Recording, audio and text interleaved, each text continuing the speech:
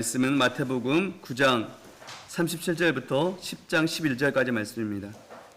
마태복음 9장 37절부터 10장 11절까지 말씀입니다.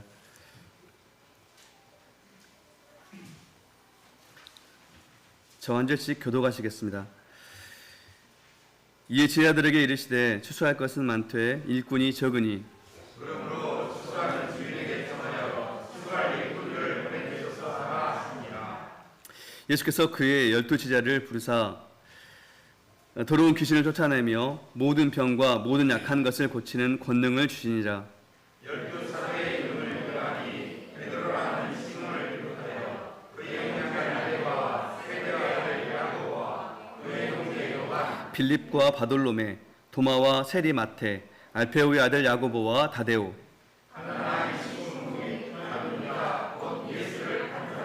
예수께서 이 12를 내보내시며 명하여 이르시되 이방인의 길로도 가지 말고 사마리아인의 고을에도 들어가지 말고 오히려 이스라엘 집에 얻어버린 양의 이로 가라. 가면서 전파하여 말하되 천국이 가까웠다 하고 병자를 고치며 죽은 자를 살리며 나를 환자를 깨끗하게 하며 귀신을 쫓아내되 너희가 어떠보다 다시 이끌어주라. 너희 전대에 금이나 은이나 동을 가지지 말고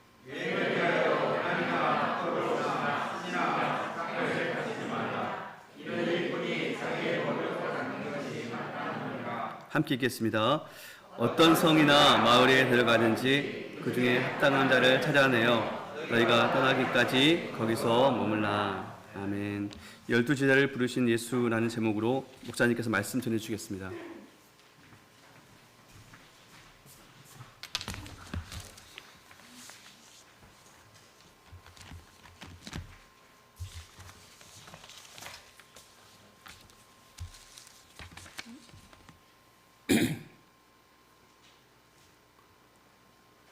아버지 하나님, 저희들 주님 앞에 왔습니다.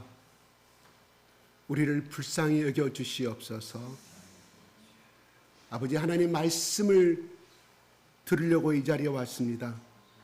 세상 명예와 세상 부귀를 쫓기 위해서 오신 거 아니라 아버지, 저희들 순종하는 마음으로 하나님 아버지를 사랑하는 마음으로 말씀을 사모하는 마음으로 이 자리에 왔으니 우리에게 말씀의 복을 주시옵소서.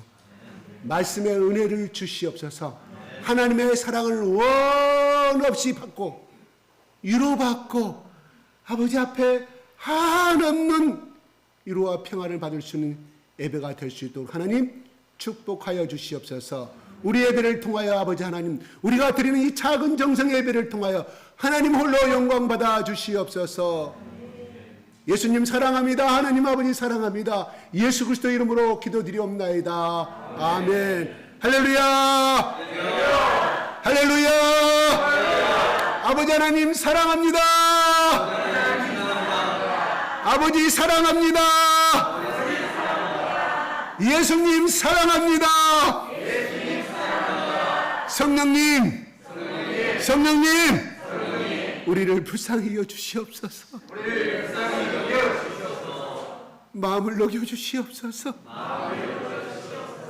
우리를 품에 안아 주시옵소서. 감사합니다. 박수.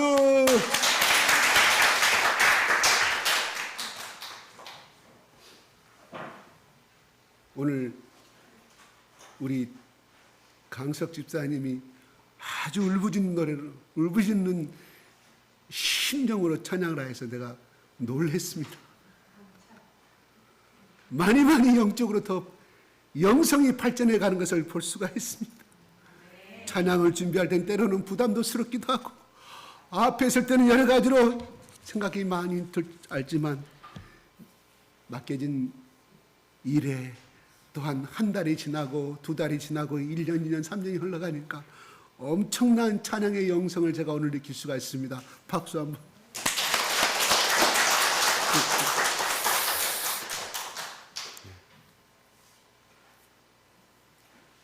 오늘은 12제자를 부르신 예수님. 예수님이 왜 12제자를 부르셨을까요? 무엇 때문에 부르셨을까요? 오늘 말씀 속에서 찾으시기 바랍니다. 지난주에는 보라 추수할 때거다. 추수할 때가 희끗하게 됐다. 그게 처음에 심었을 때는 녹색 푸른 잎으로 뜯었네. 눈으로 보라 추수할 때가 되었다. 휘어져 추수할 때가 됐다고 말씀합니다.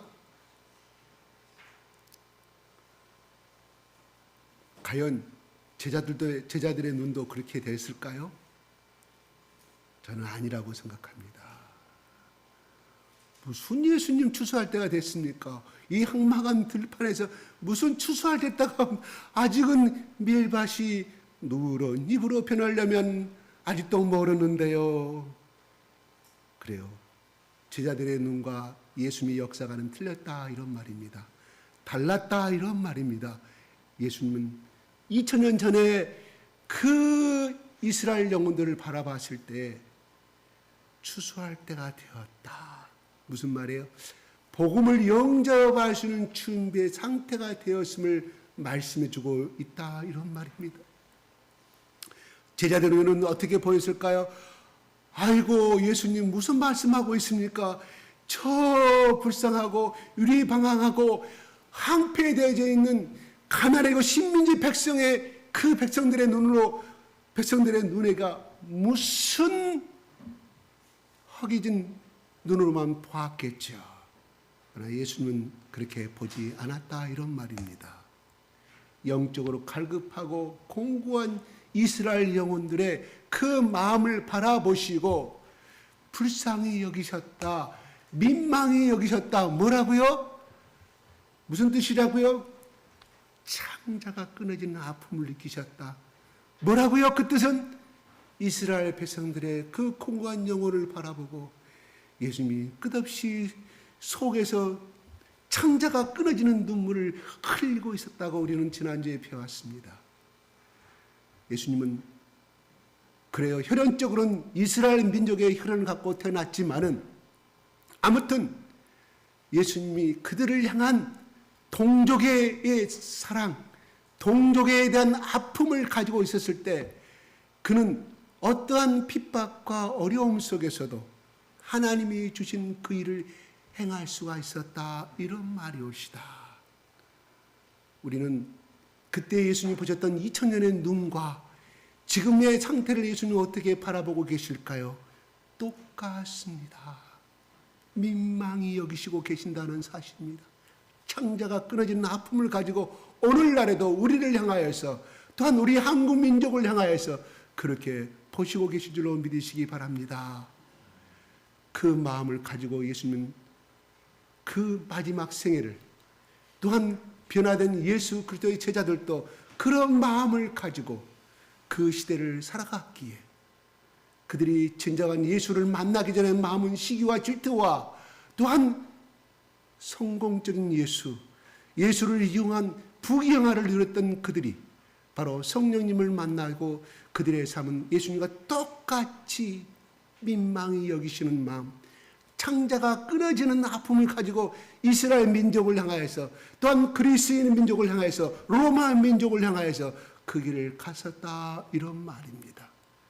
그럴 때 그들 속에는 서로 시기하고 서로 앞다퉈서 먼저가 되고자 하는 마음은 사라져버리고 오직 예수 그리스도께서 너희는 온 민족을 제자 삼아 모든 민족을 제자 삼아 아버지와 아들과 성령의 이름으로 세례를 주고 가르쳐 지키게 하는 그 말씀을 아름다운 생애를 마칠 수가 있었다 이런 말입니다. 우리에게 그런 마음이 없다고 하면 우리 속에는 내가 더 부자가 어떻게 하면 더 돈을 더 많이 벌어볼까 더 성공해 볼까 하는 지중에 사로잡힐 수밖에 없습니다. 그래요. 우리 초대교회, 우리 한국의 초대교회 유명한 그런 목사들 바로 민족을 향한 예수로 똑같은 심정을 가지고 살아갔기에 일제의 참배 앞에서도 칼날 앞에서도 당당하게 순교의 그 길을 갈 수가 있음을 우리는 이미 배워서 알고 있다 이런 말입니다. 그러면 예수님은 오늘날 우리를 부르신 목적이 무엇일까요? 부자로 잘 살게 하기 위해서 하셨을까요? 떵떵거리며 고급차 몰고 살아가기만을 너 행복만을 위해서 그렇게 살아가고 예수님 우리를 불렀을까요? 물론 하나님 또한 그렇게 되기를 원하겠죠. 왜? 시집간 딸을 아들딸 잘 낳고 잘 살아라고 부자로 잘 살아고 우리가 혼내실 때 대추를 던지고 밤을 던지고 하는 이유가 무엇일까요? 다 그런 것처럼 하나님 우리가 다 풍요로운 삶을 살기를 원하지만 우리의 만족 가운데 끝나는 것이 아니라 오늘 말씀 속에서 한번 찾아보시기 바랍니다. 이 10장 1절에 시작.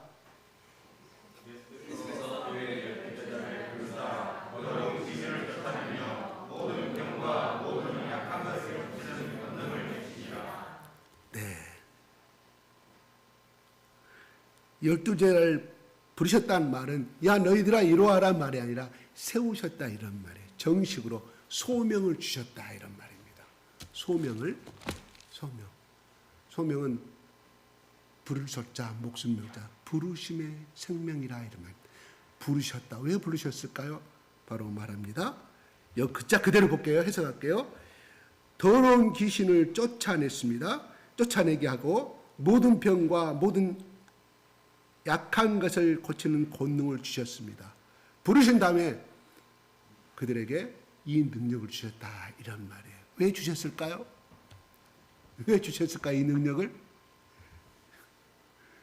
너희들은 약하기 때문에. 다시 말해서 세상을 향해서 나가는 것은 그 마귀와의 싸움이기 때문에 너희들의 힘으로는 절대 되지 않는다. 너희들의 열정적인 그로 갖고는 절대 될 수가 없다.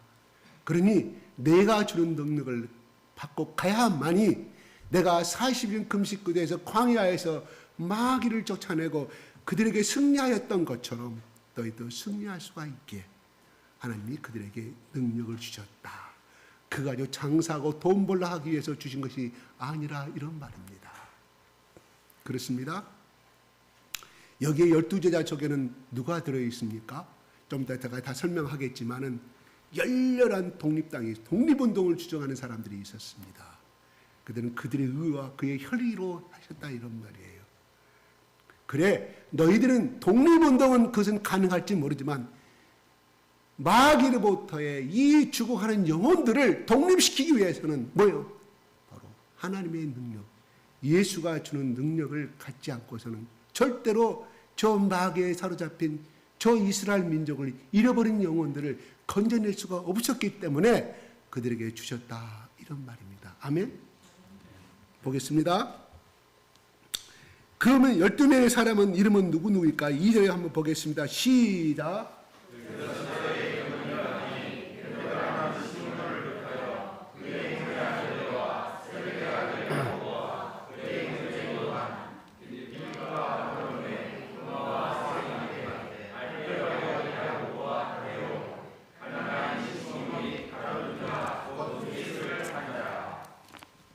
네, 예수를 판자라까지 나옵니다. 잘 알죠? 베드로라는 시몬이 나옵니다. 그죠? 그 다음에 그의 형제 앙드레. 그 무슨 말일까요? 베드로의 형제는 누구예요? 앙드레입니다. 베드로와 앙드레의 형제가 아니에요. 다른 복음서에는 앙드레가 베드로를 부른 장면이 나와요. 먼저 여기 순서는 그렇게 기록되지만 먼저 베드로를 부른 게 아니에요. 예수님 앙드레를 불러서 앙드레를 통해서 베드로가 나오게 되는 장면이 마가복음에 기록되어 있습니다. 그다음에 세베대의 아들 야고보와 형제 요한. 야고보와 요한은 형제라 말이 들어갑니다. 근데 앞에 세베대가 들어가요. 왜 그랬을까? 뒤에 보면은 또 야고보가 나오기 때문에 구분하기 위해서 사도 마태가 기록을 이렇게 한 것 같아요. 그 다음 빌립과 바돌로베, 도마와 세리, 마태, 알페와 야고보의 타데오가 나오죠. 그죠? 알페의 아들 야고보와 타데오는 형제가인 것을 알 수 있습니다. 방금 말한 야고보와 요한은 세베대의 아들이고요. 틀립니다. 그 다음에 4절에 가나안인 시몬, 그 다음에 가룟 유다 곧 예수를 판자라고 설명이 나옵니다. 네, 우리가 대충 다 12명의 제자들은 하도 여러분 말씀을 통해서 성경 공부를 통해서 설교를 통해서 대충 알 거라고 생각이 들어가요. 어떤 목사님이 이걸 가지고 이렇게 이해를 하더라고요. 어떤 회사에서 경영 컨설팅 하는 회사에다가 의뢰를 했습니다. 이 12제자의 이력서와 또한 학력과 또한 성격과 이런 모든 지나온 이력들을 내보냈습니다. 자, 우리 회사에 이 12명의 사원을 관리직, 경영직 사원으로 뽑았는데 경영 컨설팅 회사를 당신들에게 돈을 주면서 의뢰하니 이 사람들 통해서 우리 회사에 일어날 어떤 큰 부흥과 영업의 이익과 또한 이 12사람이, 12직원의 이 사람이, 관리사원이 우리 회사에 맞는지 컨설팅 부탁합니다. 그랬어요. 뭐라고 왔을까요? 컨설팅 회사에서. 네? 뭐라고 했을까요? 첫 번째 베드로는 나서기 좋아하고 잘난 체하고 성격이 급하니 당신의 회사에 맞지 아니합니다. 부적합합니다. 세베대의 아들 야고보와 그의 형제 요한의 성격을 분석하니 자기 출세만을 주장하는 사람입니다. 내게 복음서를 가지고 설명한 거예요. 그렇죠? 예수님 십자가 지러 올라갈 때 자기 어머니 동원해가지고 두 아들들 잘 부탁합니다. 그리고 두 아들이 직접 예수님께 부탁하잖아요. 예루살렘으로 정권을 잡거든. 우리를 이렇게 잊지 마시고 자의정 무시ong 세 달 나오잖아요. 그거 가지고 컨설팅 회사에서 이제 좀 코믹한 말입니다. 그래서 다 맞지 아니합니다. 마태세리는요, 이 사람은 자기 이익을 위해서 뭐든지 악행을 서슴지 아니할 사람이니 나중에 당신의 회사가 부광이 되면 당신의 돈을 훔쳐도 도망갈 사람, 적정에 당신의 회사에 맞지 아니합니다. 다 불합격. 그런데 딱 한 사람이 합격점이 나왔어요. 누구일까요? 여러분 수수께끼 납니다. 나중에 연말 수수께끼 꼭 내시기 바랍니다. 우리 김정 지사님.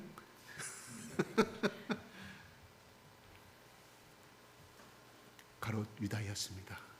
가롯 유다는 인텔리고 사교성이 많고 그 다음에 회계도 잘하는 사람입니다. 바로 당신의 회사에 꼭 맞는 사람입니다 하고 썼어요. 이건 무엇을 우리에게 주는 말일까요? 야, 어떻게 경영팀 컨설팅 회사에서 이렇게 정확한 보고를 내리는지 몰라요. 그래요. 예수님의 제자들은 다 갈릴리 사람들이에요. 갈릴리 저 나사렛 촌 사람들, 북쪽 지방이에요. 그리고 항상 경계선에서 항상 얻어 터지는 나라예요. 지방에서요. 블레셋이라는 사람, 팔레스타인 그 사람들이 수수뜸한데 다 걷어가 버린 사람들이었어요. 저기 올라가던 저 북한의 환경도 성격이 거칠 수밖에 없잖아요. 살아남기 위해서. 조상 대대로 우리 약탈만 당했으니. 그리고 그쪽 사람들은 능력이 있으면 다 어디로 나와서 헤브론이라 저 예루살렘 지방은 다 도시로 돈 있는 사람들은. 왜? 네 땅은 소망이 없는 것이. 왜? 거칠어. 사람들이 자기 배만한 저기를 바라. 왜? 매만 약탈당하니 사람이 자기가 1,000원이 있을 때 100원을 줄 수 있는 것이지 1,000원도 없는데 어떻게 100원을 줄 수 있겠어요? 100원도 없는데. 그래서 잘 사는 사람 조금 성공하면 자식들 전부 다 이사로 가서 어디로? 인서울, 예루살렘으로. 인재가 있을 수 있겠습니까? 가난했습니다. 그게 예수님의 11제자의 특징이었습니다. 유다는 예루살렘의 근방에 인텔리 사람이었다니까, 헤브론 지방의 사람이었다니까요. 잘 나가는 사람이 집안의 아들이었다니까요. 그러니까 배운 것도 많았을 거 아니에요. 그러면 그 회사가 가려면 어떤 사람이 필요해요? 유다처럼 회계를 잘하고 재무도 잘하고 많은 사람들을 알 수 있는 인텔리층의 사람, 이 사람의 당신의 회사에 꼭 맞는 사람이라, 이런 말이옵니다. 그런데요, 인간의 눈으로는 그런데요, 하나님은요 11명의 사람을 썼다, 이런 말이옵니다. 우리에게 깨닫는 바가 참으로 많아요. 오늘 여기서 한번 볼까요? 왜 마태는 자기가 이런 마태복음을 기록하고 있습니다. 마가나 누가나 요한에서 썼다면 이해가 가는데 자기를 세리로 밝히고 있습니다. 말하는 저는 썼다면 나는 앞에 부분을 가릴 것 같아요. 그냥 누구의 아들 마태라고 썼을 것 같아요. 근데 스스로가 자기는 왜요? 마태를 복음을 읽고 있는 사람들은 이것을 보면 와, 이 나쁜 놈이네, 이런 놈이 성인의 사도에 있다고 웃기고 있네, 이구동성으로 다 그랬을 거라, 이런 말이에요. 근데 마태는 스스로가 자기가 내가 로마의 매국노였고 이스라엘 사람들이 손가락 받은 부끄러운 자였음을 스스로 낱낱이 밝히고 있습니다. 참으로 위대한 고백입니다. 우리가 예수를 믿더라도 자기 현재의 과거를 갖고 감추고 싶어요. 자꾸 현재 상을 부끄러운 사과를 자꾸 내뱉기 싫어해요. 마태는 예수 앞에 거듭난 사람이었기 때문에 자기의 과거가 부끄럽지 않았다 이런 말이에요. 무슨 말일까요? 이러하고 추악하고 비도덕적이고 비윤리적이고 율법도 어긴 내가 손가락질만 추악받는 내가 이렇게 예수님 앞에 내가 죄사함을 받고 나를 이렇게 예수님이 12제로 삼았음을 그는 자랑하고 있다는 거예요. 그러면 그는 예수를 만나기 전에 자기 과거는 부끄럽지 아니한다는 거예요. 이게 거듭난 사람의 특징이옵시다. 우리는 자꾸 자기 열등감과 자기 약점을 감추려고 합니다. 그럴 필요 없습니다. 예수님 앞에 다 드러내시기 바랍니다. 그래야 예수님이 더 역사하실 거 아니겠습니까? 자꾸 감추려고 하니 열등감 속에서 빠지게 되고 어떤 문제에 어떤 이야기를 들으면 사실은 그 사람에게 그런 말을 한 것이 아닌데 자꾸만 놓아야 되니까 이 상처가 이 오므러지지 않았기 때문에 어떤 말에 오해하게 되고 자꾸 감추려고 하니 괴로운 거. 마태는 진실로 거듭난 사람이었기 때문에 자기의 과거를 낱낱이 오픈하고 살아가고 있다.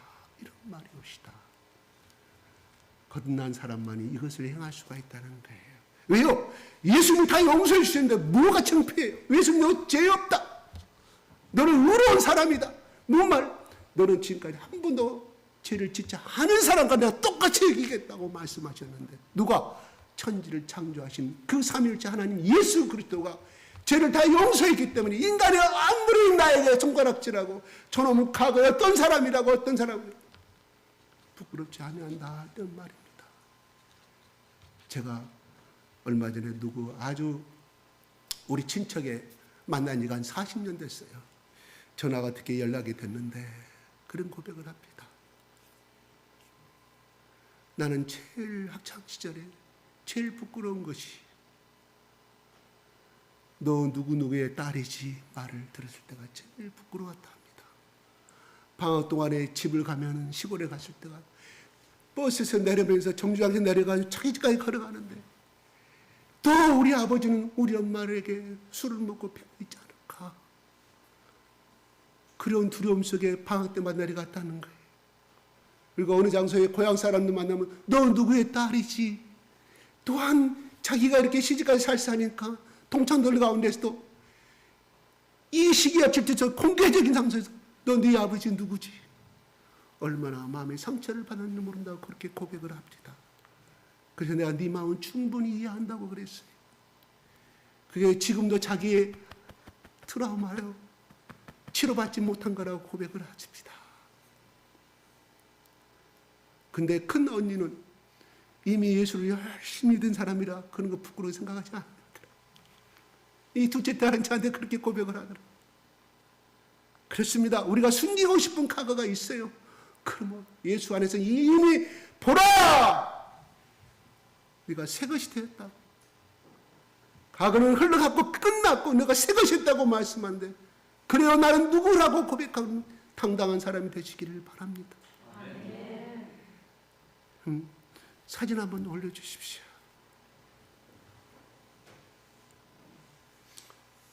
아마 모르실 거예요. 이 사람 책을 꼭 사서 한번 읽어보시기 바랍니다. 제가 이런 말 좀 이따 말씀드릴게요. 마지막 말씀드릴게요. 한 사람이 있었습니다. 일본 사람입니다. 그날도 그런 기생의 자기 어머니가 기생의 첩이었습니다. 기생도 끝나는 것이 아니라 어떤 첩으로 들어가서 그렇게 거기서 성장을 했으니 얼마나 큰 본마누라 그 자식들한테 천대받고 살았을까요? 제대로 먹지도 못하고 그렇게 항상 너희 어머니는 기생이지 기생이지 만나는 사람마다 이야기니 학교도 제대로 다닐 수가 없었습니다. 제대로 먹지도 못했습니다. 그날도 그냥 그늘진 그냥 겨울에 그냥 추워서 길가에 앉아있는데 꿀에 앉아있는데 그들은 이미 그 속에는 폐병상기가 더 있었어요. 북을 치며 지나갑니다. 예수 믿으세요. 예수 믿으세요. 예수 믿으면 예수 믿고 구원받습니다. 예수 믿으면 다 모든 질병도 받습니다. 예수 누구든 다 살아갑니다. 나오세요. 전도절로 갑니다. 거기서 딱 바라보니 예수 그리스도는 누구든지 사랑합니다. 병든다든지 못난다든지 출신의 성분을 가리지 아니합니다. 배움을 가리지 아니합니다. 그 전도절 들고 전도자를 따라갑니다. 전도자를 붙들고 나 같은 사람도 예수 믿으면 구원을 받을 수 있을까요? 그러면요 가리지 아니합니다. 누구든지 오세요. 거기서 바로 길가에서 예수를 영접 기도합니다. 그때부터 교회를 나가기 시작합니다. 그때가 초등학교 때 이야기입니다. 나중에 커서 그는 예수를 믿으니까 그 성장 과정에 어느덧 하나님의 능력으로 병을 낫게 되고 신학교를 가서 나중에는 자기 같은 자를 구원해 주신 그 예수님, 내가 예수를 만나지 아니했다면 내가 기생의 아들로서 내 인생을 철저히 운명을 저주하고 철저히 그렇게 살다가 어느 날 한 줌의 죄로 끝나버릴 나를 구원해 주신 예수님, 그리고 처녀 삼으신 예수님, 내가 또 나를 목사로 삼으신 예수님 너무 감사해서 가난한 자들에게 복음을 증거하고 또한 자기와 같이 사랑을 받지 못하는 고아들에게 많은 박해 사업을 행하게 됩니다. 많은 고아원을 세우고 일본의 각각 모든 곳에 그러한 사업을 해갑니다. 그 사람이 이미 가가와 도요 히코라. 예전에 내가 한번 설교 시간에 여러분 소개를 해준 것 같은데, 그래서 지금까지 이 목회자처럼 일본이 낳은 책으로 자랑할 수 있는 목회자요 박회자임을 그는 인정을 받고 있었다는 것입니다. 그는 만약에 예수를 만나지 못했다고 하면 그는 그래요 그렇게 살다가 어느 날 폐결에 사기가 되고 폐결에 오게 돼서 한 줌의 쓸쓸한 흙으로 끝나버리고 말아. 아니 사람들이 바라봐 저 사람은 차라리 태어나지 말 것을, 인간의 눈에는 그렇게 희자되고 말았을 것입니다. 그가 예수 앞에 붙잡힌 자가 되어서 예수의 성령의 밧줄이 돼 포로가 되었을 때 많은 사람들을 주님 앞으로 인도하는 위대한 인생의 하나님의 추수할 일꾼이 되었다, 이런 말입니다. 참으로 아름다운 인생입니다. 여러분, 나중에 그게 일본의 큰 정부의 강요로서 인정받아서 이승만 정권 때 어떤 교섭을 한 우리 한국에 몇 번 왔었던 사람입니다. 네, 하나님이 그렇게 쓰시더라고요. 예, 그렇습니다. 그래요. 오늘 여기 나오는 사람들은 다 관리를 주신 내놓으시는 사람이 아닙니다. 하나님이 그런 사람을 쓰셨다, 이런 말입니다. 여러분, 우리 인간의 눈에 똑똑하고 능력 많고 인텔리라고 인정받았던 그 사람은 예수님이 말씀하시던 차라리 태어나지 않아야 할 사람, 복이 있었을 것인데 그러한 인생으로 낙인 찍히고 말았다는 사실입니다. 5절에 한번 볼까요? 시작.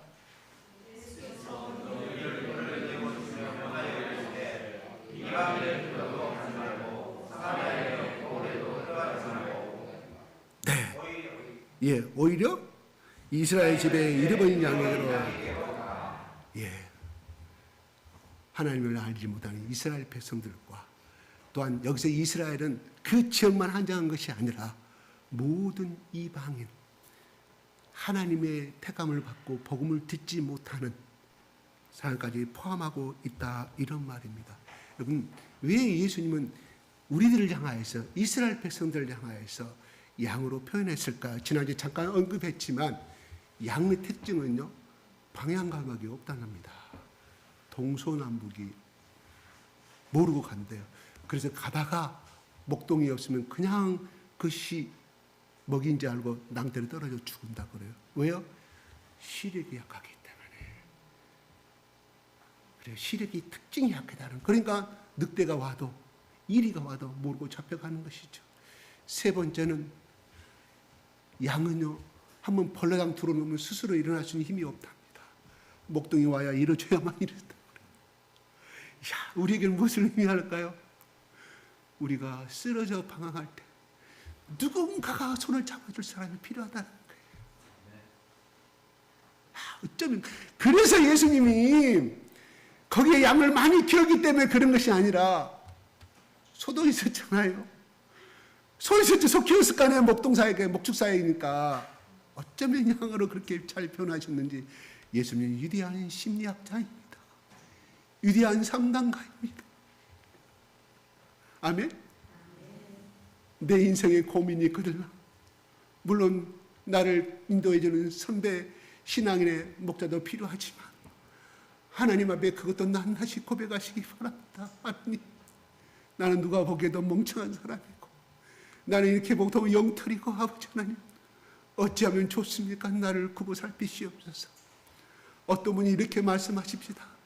물건을 사는 것도 파는 것도 필요하지만 위대한 기업이 되려고 하면 애프터 서비스를 잘하는 회사가 많이 살아남을 수 있다고 말합니다. 제가 깨달았습니다. 와, 우리 예수님 애프터 서비스를 잘하는 사람이다. 무슨 말이에요? 궁금하지 않습니까? 예수님이 이 땅에 살아계실 때 복음을 열심히 뿌렸습니다. 복음 사업을 열심히 회사를 운영하였습니다. 그런데 우리 예수님이 애프터 서비스도 잘하셔. 천국으로 올라가신 다음에 애프터 서비스면 누구 보냈습니까? 성령님. 할렐루야. 성령님을 보내지 않았다면 오늘날 우리 교회가 존재하고 있었을까요? 2000년 전에 시작한 교회가 존재하고 있었을까요? 아, 불시다. 와, 우리 예수님은 완전히 기업의 정신, 우리 예수님의 정신을 갖고 기업을 운영한다고 하면 그 회사는 절대로 망하지 않으리라고 저는 생각이 들었어요. 물건 파고만 우리 한국 회사, 특히 건설 회사, 우리 정재훈 집사님 건설에서 지금 거기서 그런 회사에 근무하고 있지만 1년 후에 전화하면 그 하청업체, 페인트 업체, 도급업체 부도나고 없습니다. 망하고 없습니다. 무슨 창업업체 전화하면 AS 전화하면 없습니다. 왜요? AS 비용이 더 들기 때문에 부도 내본다 이런 말이에요. 회사를 바꿔버려요. 이게 오늘날 우리의 현실입니다. 그 사람들이 나쁘다는 것이 아니에요. 왜? 너무너무 하청을 받을 때 너무너무 짜게 주거든. 원청회사에서 살아날 것이 없어. 겨우 자기 인건비밖에 못 남아. 그러니 나중에 AS 3년간 보장해야 되는데 어떻게 감당해야 되냐고 부도 내버려. 명예를 바꿔내. 이게 오늘날 우리의 현실이에요. 원청회사는 엄청나게 이윤을 많이 내기잖아요. 저기 H건설, 저기 S 무슨 건설, 저거 L 무슨 건설. 같이 공존하고 같이 공동으로 살아가는 이 정신들이 참으로 부족하다는 거죠. 언젠가는 정말 예수의 이런 정신을 가지고 같이 사는 이 기업의 정신, 같이 손잡고 번영하는 이 정신들이 참으로 우리는 부족하다고 생각이 들어갑니다. 일본은요, 저한테 일본의 바이어가 저한테 그렇게 말합니다. 자기 주인은 자기 직원을 데리고 살다가 열심히 10년, 20년 그래서 그 종업원이 정말 성실하고 그러면 회사를 분업해 준다요. 그래서 조건이 있습니다. 반경 몇 킬로 내에는 하지 않은 조건. 다른 지역으로 회사를 분업화시켜 주는 것. 네가 소유주다. 이 공동의 정신이 잘 되기 때문에 서로 나가서도 분업에서도 서로 기술을 공유하고 서로 하기 때문에 그 회사는 발전할 수밖에 없다. 이게 그들은 기독교 정신을 갖고 있지 않아요. 불교의 정신인데 바로 우리 기독교를 갖고 있는 사람보다 더 앞장서더라고요. 저 참으로 부끄러웠습니다. 나한테 말해요. 이상, 당신의 나라는 어떻게 하냐고. 바로 그 회사가 잘 되면 싸우고 나와서 그 옆에 골목에다 회사 세우지 않냐고. 그들이 갖고 있는 우리 한국에 대한 평가입니다. 절대 일본 사람들은 혼또네 이거 말하지 않아요. 진심을 절대 말하는 내가 사귀다 보니까 더 깊이 하다 보니까 그 이야기를 처음으로 들었습니다. 그냥 우리 한국에서 강복군도 가야 돼 이 지방 됐으네 이렇게 말하죠. 그건 진심이 아니에요. 그 고백을 들어 참으로 부끄러우시다. 좀 더 우리가 기독교 국가가 같이 함께하는 정신들이 참으로 필요하다고 생각이 됩니다. 언젠가는 50년이 들고 100년이 들고 우리 후세의 사람들이 정말 한국 그러면 기독교 정신으로 바탕하는 나라라고 언젠가는 칭찬을 받을 거로 생각이 들어갑니다. 자, 그러면서 말합니다. 가면서 전파하여 말하되 천국이 가까이 왔다고 말합니다. 천국이 가면서 뭐라고요? 천국이 가까이 왔다. 천국이 가까웠다. 이 말은 하나님 나라를 말하죠. 무슨 말이냐? 창세기 3장 15절에 말씀하신 예수 그리스도를 통해서 원인류의 구원의 역사, 이 땅에 하나님 나라에 예수 그리스도의 정신이 실현할 때가 왔다. 하나님의 통치의 시기가 왔다. 이런 말입니다. 그래요? 하나님의 시간과 인간의 시간은 분명히 다릅니다. 분명히 그래요. 그런데 우리는 주시옵소서. 그런데 어떤 분이 감옥에 갇혔습니다. 복음을 전도하다가 복음 갇혔어요.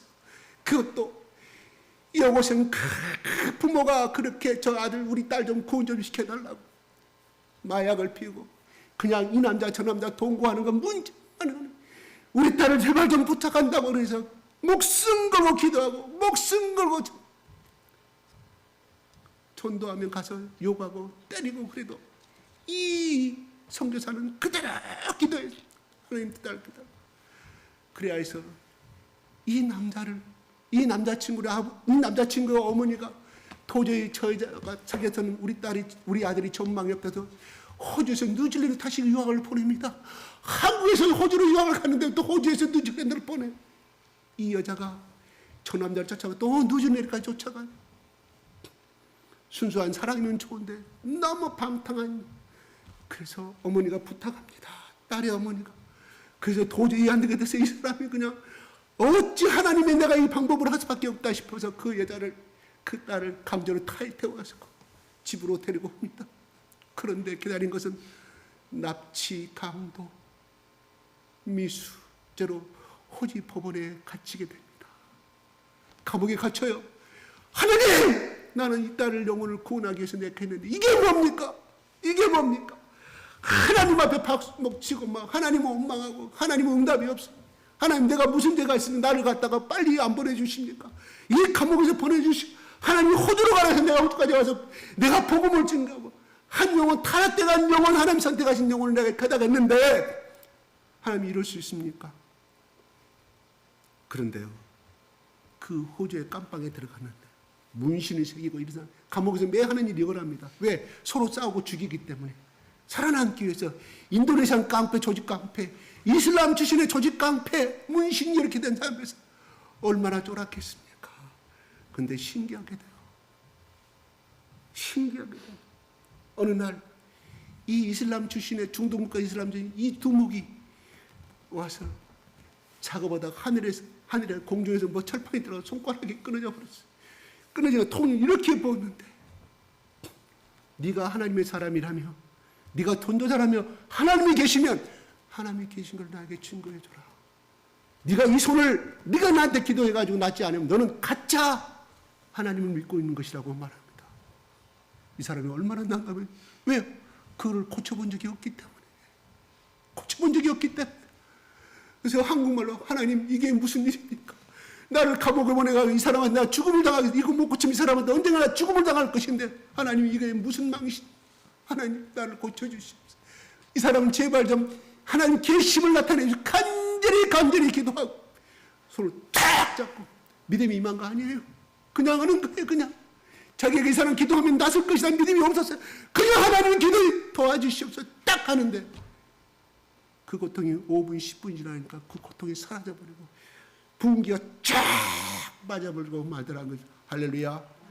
그분이 그래가지고 거기서 감옥에 왕초로 하고 있는데 그 이슬람 출신 그 사람이 이야 내 손 이렇게 병들고 너희들 부상당한 너희 봤잖아. 내 손을 봐라. 코리아 미스터 누구가 나를 고쳐줬다고. 미스터 프라다가 고쳐줬다고. 저녁마다 많은 사람들 작업이 끝나면 나 허리 아프다 다리 아프다. 어떤 사람 다리가 이게 저 작업하다가 빠져가지고 병원 가서 낫지 않아야 하니까 교도소 낫지 않으니까 쫓아와. 에라 모르고 다리를 쭉 펴고 예수님 믿습니다. 쭉 나사렛 예수님 기도합니다. 다리가 촥 맞춰져 버려요. 할렐루야. 중요한 것은 거기서 각자 개인 플레이하고 서로 죽이고 찔리는 그런 엄청난 사건들이 그들이 그런 사건을 통해서 예수를 믿고 돌아오는데 거기서 공동체가 이루어지 초대교회 공동체는 그게 하나님의 역사더라 이거예요.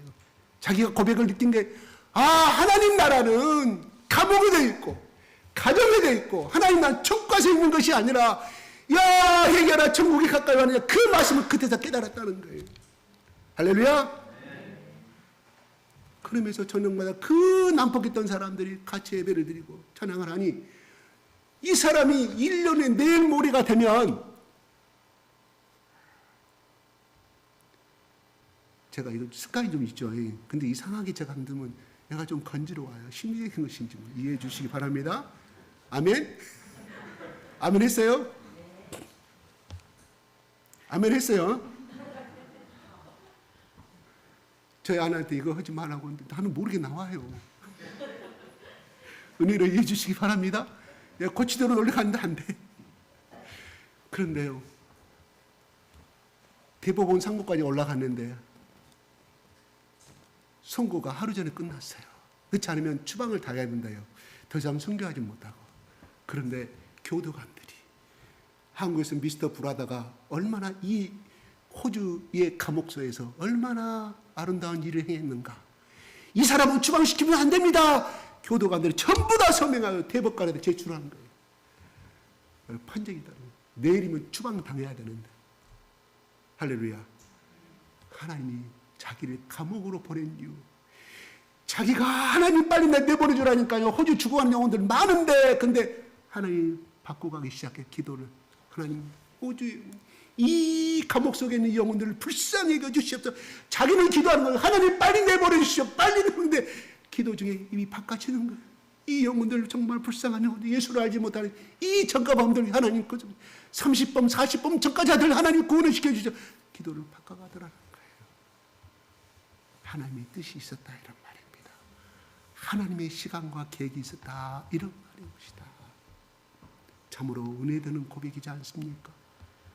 그래요. 하나님은 우리 가운데 함께 있기를 원하시고 우리를 통하여 복음화 역사를 이루십니다. 제가 오늘 이 말씀을 준비하면서 제가 그젯밤에 어젯밤에 이거 말씀을 준비하면서 아이고 하나님 이 미련한 12제자 세우지 마시고 직접 예수님 성령의 불을 내려가지고 눈만 보면 그 사람이 그냥 콱 감아받고 저 사람은 눈만 보면 레이저빛이 나가서 그냥 귀신이 쫓아다니면 가는 곳마다 엄청난 역사를 이루었을 것인데 왜 예수님 이 방법을 선택하셨을까요? 저도 모릅니다. 분명한 것은 하나님의 역사는 인간을 통해서 이루어져 가신다는 사실입니다. 물론 사도 바울처럼 그렇게 되는 경우도 있습니다. 그러나 내가 지난주에 말씀드렸던 것처럼 사울이 바울이 될 수 있었던 것은 누군가가 핍박하는 그들을 위해서 핍박하는 사울을 위해서 유명한 말을 너무 악동한 사울을 들었기 때문에 아마 예루살렘에서 안디옥에서 아니 갈릴리 어느 초구석에서 기도하고 하나님 저 사울이 저렇게 우리 예수 믿는 사람을 죽이는데 하나님이 사랑하시는데 저 사람을 변화시켜 주시옵소서. 구원시켜 주셔서 저 죄를 알지 못하고 아버지 스테판의 기도를 기억하십니까? 사울이 옆에서 옷을 들고 이렇게 앞장서서 했던 사울인데 아버지 죄를 알지 못하고 있사오니 용서해달라는 것처럼 그 스테판의 기도가 아버지 하나님 보좌로 움직이는 기도가 되게 하시고 아버지 하나님 사울을 변화시켜 주시고 그 기도가 있었기에 아니요. 두 번째는 스테판이 바로 위에 올라가 천국에 올라가서 예수님께 간청했는지도 모릅니다. 예수님 지금도 중보자 역할을 하시기 때문에 말씀을 드리는 거예요. 아마 그런 기도의 밑거름이 있었기에 사울에게 직접 예수님이 나타나셔 하셨음을 저는 믿고 싶어요. 성경은 나오지 아니합니다. 그러나 스테판의 한 기도는 나오지 않아요. 저들의 죄를 알지 못해 저들의 죄를 용서해달라고. 그 말이 뭔 말일까요? 구원시켜달라는 말 아닙니까? 용서해달라는 말, 구원시켜달라는 말이에요. 그죠? 아멘? 그렇습니다. 절대로 하나님의 역사는 인간의 기도가 인간의 눈물과 땀이 들어가자면 역사하지 아니합니다. 예수님도 그렇게 하셨잖아요. 요한복음의 마지막 겟세마네 동산에서 저들을 내가 얼마나 하나님 아시죠? 내가 저희 12제자들과 나머지 제자를 내가 세우기 위해서 양육해서 얼마나 많은 노력을 예수님 하나님 아시죠? 저들을 더 이상 마귀 밥이 되지 않도록 하시고 하나님이 저들을 끝까지 세워달라고 예수님이 기도하셨잖아요. 그래서 하나님이 그 기도를 들으시고 그들을 쓰셨다 이런 말이 오시다. 아멘? 예수님이 세웠지만 하나님이 예수님의 기도를 받으시고 그들을 그렇게 성령의 불을 주셨다 이런 말입니다. 절대로 이 중보의 기도는 절대로 헛되지 않음을 우리는 예수님의 마지막 겟세마네 동산에서 우리는 배울 수가 있다. 이런 말입니다. 우리가 자녀를 위해서 기도하고 어떤 문제를 기도하는가 눈에 당장 나타나지 않아도 실망하지 마십시다. 하나님의 카이로스가 되면 하나님의 때가 되고 하나님의 계획이 되면 우리가 그렇게 원했던 기도의 제목도 또한 발버둥 치며 날마다 가슴을 쳤던 기도의 제목도 우리 언젠가는 승리의 쾌가를 부를 날이 있을 거라 이런 말이 옵시다.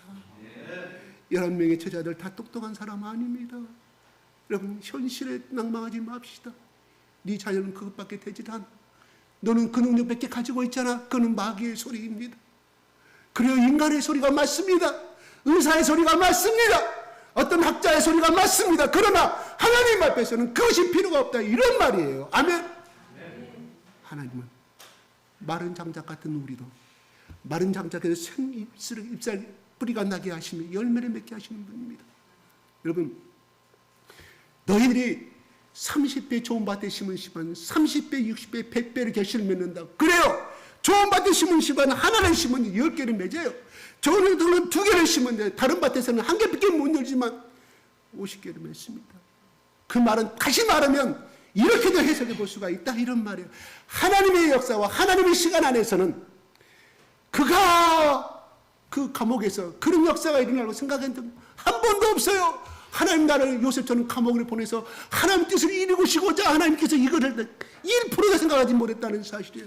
그런데 거기서 경험하고 보니까 하나님의 시간은 하나님의 계획은 따로 있구나. 30배, 60배, 100배란 무슨 말이냐. 바로 50년에 60년에 이루어질 하나님이 함께 하시니 1년 만에 이루어진다 이런 말이에요. 30년에 이루어질 것을 2년 만에 하나님이 이루어진다 이런 말이옵시다. 역설적으로 해석하면 아멘? 아멘 안 하시네. 심으면 50개를 연다는 말이에요. 그 말이 아니라 그것도 맞지만 하나님은 50년 만에 이루어질 역사를 하나님이 함께 하시고 하나님이 부어주시니 그 사람과 함께 하시니 1년 만에 이루어지고 3년 만에 이루어지신다는 사실이에요. 이게 하나님의 법칙입니다. 아멘? 어떻게? 하나님께 붙들렸을 때만이 성령께 붙들렸을 때만이 하나님은 그 역사를 이루신다 이런 말입니다. 우리 역사 그래요. 언더우드 잘 다시 말하지만 정말 암울한 시대. 그런데 그는 언더우드 생각이었습니다. 그 위대한 언더우드 생각이. 그러나 하나님의 생각은 이 짧은 기간 동안에 이 70년의 복음화의 짧은 기간 동안에 100년의 짧은 기간 동안에 250개국에 나가는 하나님의 귀한 일꾼들을 추수한 일꾼들을 사용하고 계신 것이 우리 민족이라 이런 말입니다. 그거의 과거에 우리 믿음의 목사들 선배들 목사들 1%나 생각한 적이 있었겠습니까? 언제든 우리 민족을 언제나 다 하나님 앞에 3천만 민족이 나와서 하나님께 찬양할 것인가 꿈에도 생각하지 못했어. 하나님이 그 일을 이루시고다 이런 말입니다. 아멘. 그 사람 똑똑해서 그런 것이 아니라 부족하고 냄새나면도 불구하고 하나님이 그렇게 귀중하고 보배로운 존재로 사용하고 계신다 이런 말이옵시다. 그러나 나는 왜 이 모양입니까? 성령에 붙잡힌 삶을 살지 아니하기 때문에 하나님의 말씀 속에서 알지만 행하지 아니했기 때문에 하나를 해보십시오. 2개의 기쁨을 깨신 어떤 분이 이렇게 말합니다. 인간의 사랑은 다 거래라고 말합니다. 뭔 말이에요? 거래. 그러나 부모님의 사랑은 자식을 향한 거래가 아니잖아요. 거래라면 내가 너 하나 줄게, 너 나한테 2개 줘. 내가 이거 상품 이거 100원짜리 주면 너 나한테 100원 줘. 이거 거래예요. 사랑은 거래가 되지 아니한다는 거예요. 여러분 산에 올라가서 그가 다른 종교를 갖고 있는 친구, 내가 주일날 저녁에 오니까 사진이 왔습니다. 무등산 서석대에서 찍은 진달래꽃을 보내왔습니다. 자기 눈은 아름답겠죠. 그래서 제가 뭐라고 하는지 아세요? 그는 이거를 들으면 알아버려요. 어떤 스님이 이거 하면 저 사람이 도력이 얼마인지 다 판가하는 사람이에요. 절에 뭐 지을 때 가서 자기가 갖고 있는 이 버드나무 가져가지고 이 물을 몇 미터를 파쇼하는 사람이에요. 상당히 깊은 세계에 들어간 사람이거든요. 그렇게 보냈게 내가 뭐라고 하는지 알아요? 이 꽃들을 누가 만들었을까요? 자연일까요? 이 꽃을 DNA를 분석해서 책으로 A4 용지로 책을 논문을 만든다고 하면 수백 페이지가 될 것인데 어찌 수백 페이지가 되는 이런 복잡한 꽃의 구조가 그냥 어느 날 우연히 생겼을까요? 그렇게 내가 문자를 보냈어요. 뭐랍니다. 자연의 섭리는 위대합니다 썼어요. 그래서 내가 또 뭐라고 썼을까요? 오늘날 우리의 인간은 뿅아리 한 마리도 못 만듭니다. 달걀 하나도 못 만듭니다. 이게 오늘날 우리 인간입니다. 하나님이 창조하신 것 가지고 교배시켜서 만드는 것이 인간의 능력입니까? 아니오시다. 그렇게 보낸 답변이 안 옵니다. 내 친구랑 둘이서 얼마나 그 친구한테 만나면 예수 믿으러 가는지 몰라요.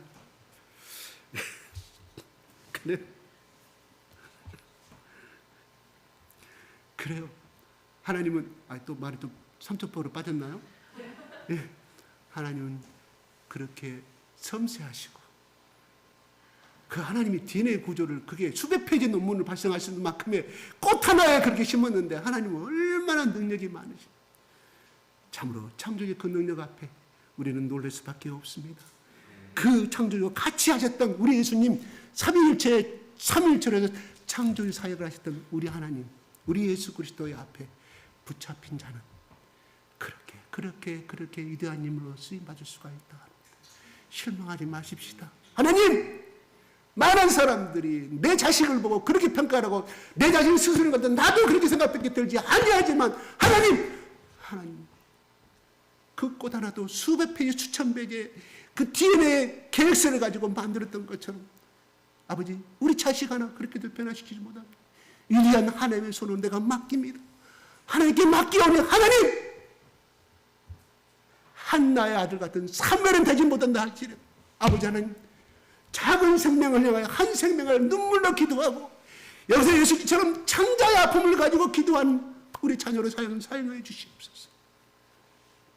어떤 목사님 저를 만나러 왔어요. 어떻게 많은 사역을 얘기합시다. 깨트려 보는 은사, 병 고치는 사람 막 자랑하길래 저는 그렇게 말했습니다. 저는 그런 은사를 가진 것이 없는데 하나님 나에게 주신 것은 한 영혼을 사랑하라고 그랬습니다. 네 목숨처럼 사랑하는 이 말이 결국은 나를 이 길로 가게 만듭니다.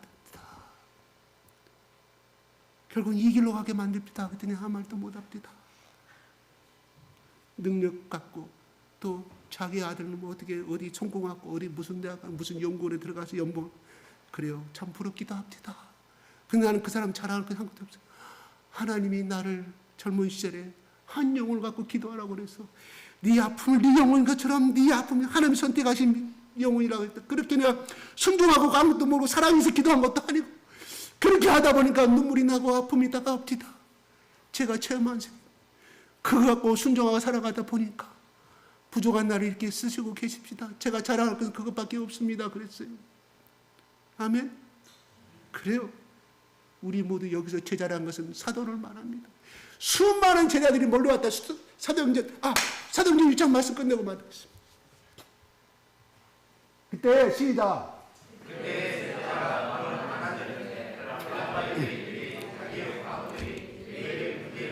네, 그때 제자가 말했다 이런 말이에요. 성도들이 말했다 이런 말이에요. 2절로 가겠습니다. 시작. 12사도가 모든 제자를 불러이르되 우리가 하나님의 말씀을 듣는다고 저때에 있었던 것이 나타나지 않니. 12사도가 제자를 말합니다. 같이 이야기합니다. 그 다음에 또 하나 올려주시죠. 7절 말씀. 시작. 하나님의 말씀이 점점 성장하여 제자들에 있는 제자의 수가 더 죽이 많아지고 초라한 제사장의 우리도 이 도에 도전하리라. 적어도 사도행전의 말은 일반 성도들 제자라고 말하고 있습니다. 제자 그러면 특별히 예수님이 안수하신 것이 아니라 오늘날 이게 적용한다고 하면 우리는 전부 다 제자라 이런 말이옵시다. 아멘? 이걸 내가 제자로 영접한 사람은 제자의 그 삶을 살 것입니다. 나는 제가 착각해가지고요.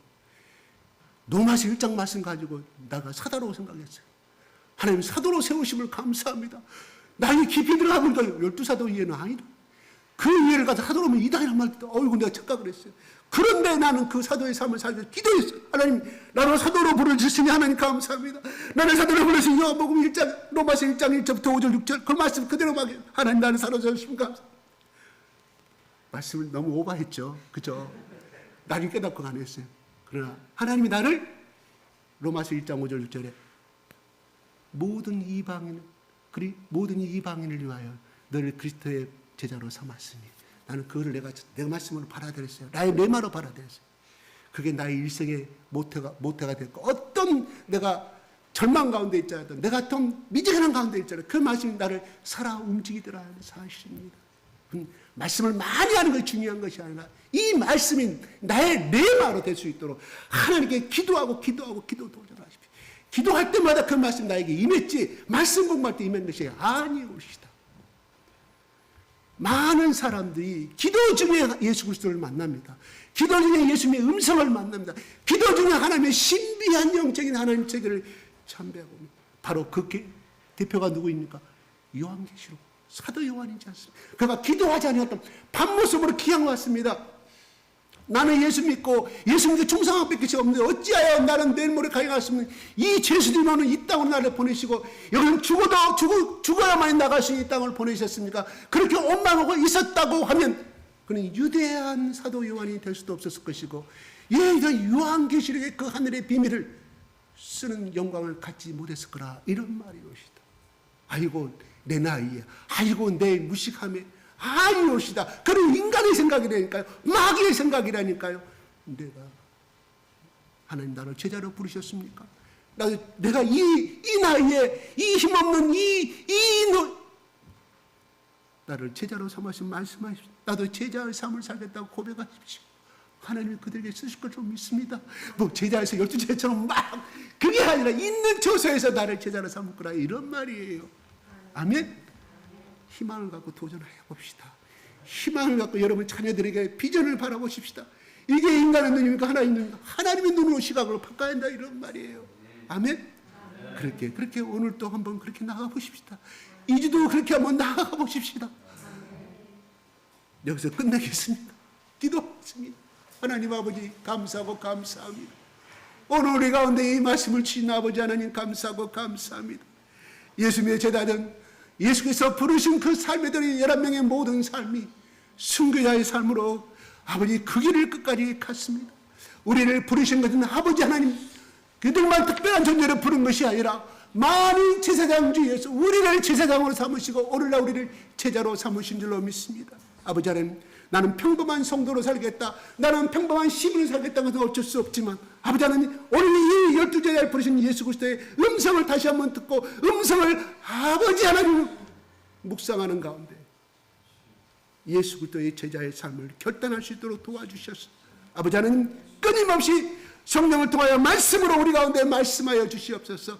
그래서 나는 할 수 없지만 나는 추락하고 나는 현재 형편이 이러지만 하나님이 사용하시면 나는 그 길을 가겠습니다.